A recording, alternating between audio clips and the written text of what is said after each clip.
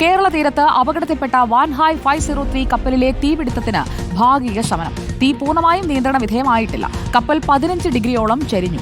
അപകട സ്ഥലത്ത് കനത്ത മഴയാണ്. കാണാതായ 4 പേർക്കായുള്ള തെരച്ചിലും തുടരുകയാണ്. സജോ ദേവസ്യ നമുക്കൊപ്പം എത്തുന്നു. Good evening Sajo Devasya. അപകടമുണ്ടായി 3-ാം പക്കമാണ്. തീ പൂർണ്ണമായും അണയ്ക്കാൻ ഇനിയും സമയമെടുക്കുമോ? ദൗത്യം തുടരുകയാണോ?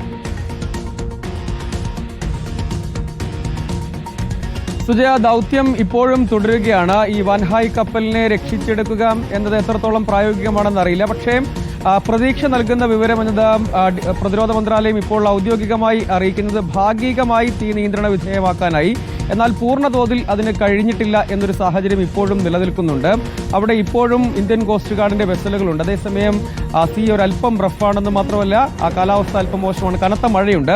ഈ കനത്ത മഴ എന്നത് അനുകൂലവുമാകാം, അത് പ്രതികൂല ഘടകവുമായി മാറാം. കാരണം വെള്ളത്തോട് ചേർന്നാലും വായു സമ്പർക്കം ഉണ്ടായാലും ഒക്കെ കത്തിപ്പടരുന്ന രാസപദാർത്ഥങ്ങളൊക്കെ ഉണ്ട്. ഒപ്പം കപ്പൽ ഒരു 15 ഡിഗ്രി വരെ ഇടത്തോട്ടേക്ക് ചെരിഞ്ഞ അവസ്ഥയിലാണ്. അതായത് മുങ്ങാനുള്ള സാധ്യത ഇപ്പോഴും നിലനിൽക്കുന്നു എന്നതാണ് അതിലൊരു പ്രധാനപ്പെട്ട പ്രതിസന്ധി. അപ്പോഴും പരമാവധി എന്ന് മാത്രമല്ല, കാണാതായ 4 പേരെ കണ്ടെത്താൻ കഴിഞ്ഞില്ല. അക്കാര്യത്തിലൊരു നിഗമനം ആ ജീവനക്കാർ ഒരുപക്ഷെ ഈ കപ്പലിനുള്ളിൽ തന്നെ അകപ്പെട്ടിട്ടുണ്ടാകാം എന്നൊരു വിലയിരുത്തലുണ്ട്. അതാണ് മറ്റ് തിരച്ചിലിൽ INS സത്ലജ് മടങ്ങി MSC ദൗത്യത്തിലേക്ക് മടങ്ങുകയാണ് ചെയ്തത്. കോസ്റ്റ് ഗാർഡ് വെസലുകൾ മാത്രമാണുള്ളത്. നേരത്തെ ആദ്യഘട്ടത്തിൽ ഡോണിയർ വിമാനങ്ങൾ വെച്ചുള്ള നിരീക്ഷണത്തിൽ ചില സാങ്കേതിക തടസ്സങ്ങൾ വന്നിരുന്നു. അതായത് കാലാവസ്ഥയാണ് വെല്ലുവിളിയായത്.